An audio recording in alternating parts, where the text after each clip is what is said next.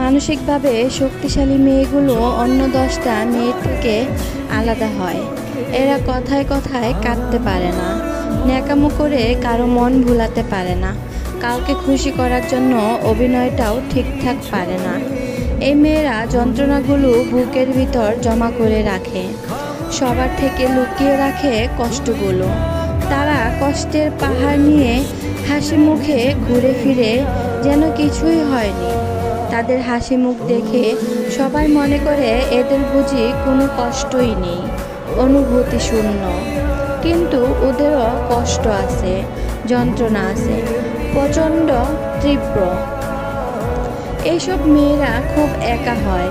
কাছের মানুষ বলতে তাদের কেউ থাকে না, ভালোবাসার মানুষদের কখনো কাছে পায় না।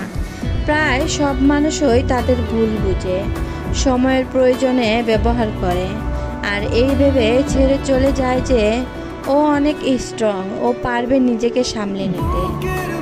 কিন্তু এই মেয়েগুলো প্রতি রাতে কাঁদে।